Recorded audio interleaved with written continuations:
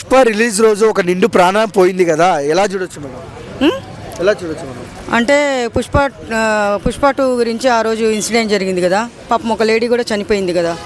And నాకు ఒకటి ఏంటంటే థియేటర్ యాజమాన్యం ఉంది కదా, వాళ్ళు ఇన్ఫామ్ చేయాలి కదా అల్లు అర్జున్ గారు వస్తున్నారని చెప్పేసి కొంచెము కంట్రోల్ చేయాలి పోలీసులకు చెప్పి. వాళ్ళు అది చేయలేదు కదా. మరి కానీ అంత పెద్ద హీరో ఒక మాస్ థియేటర్కి రావచ్చా మేడం? అసలు రావచ్చు.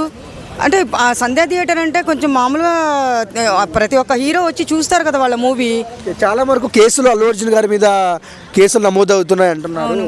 అదంతా పక్కా ప్లాన్ లేండి.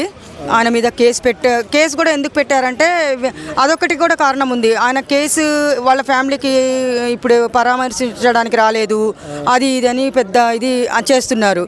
కానీ ఆ కేసు పెట్టడం వల్ల కారణం కూడా కొంచెం ఏదో ఉంటుంది. కారణం ఏంటి మేడం? మళ్ళీ పరామర్శించాలి కదా, ఒక వ్యక్తి చనిపోతే పోవాలి కదా హీరో. పోతాడు, ఎందుకు పోరు? అభిమానులు ఏదైనా అయితే పోతారు, తప్పకుండా పోతారు, 100% పోతారు. ఆయన మీద కేసులు కూడా కావాలనే పెట్టారు నాకు తెలిసి. ఆయనదేం తప్పు అని వచ్చి చూడండి అమ్మా, పిల్లల్ని తీసుకురండి, పుట్టిన పిల్లల్ని తీసుకురండి, అంత చిన్న చిన్న పిల్లల్ని తీసుకొని వచ్చి మీరు సావండి నా సినిమాకి అని ఏమన్నా అల్లు అర్జున్ గారు చెప్పారా? లేదు కదా. మరి థియేటర్ వాళ్ళు చూసుకోవాలి, పోలీసులు చూసుకోవాలి.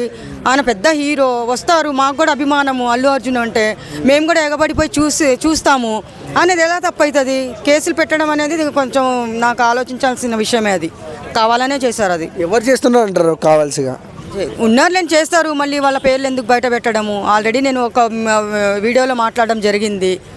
అది అంతే. అంటే అల్లు అర్జున్ గారికి చూస్తున్నాం చాలా వరకు నెగిటివ్ ఉంది.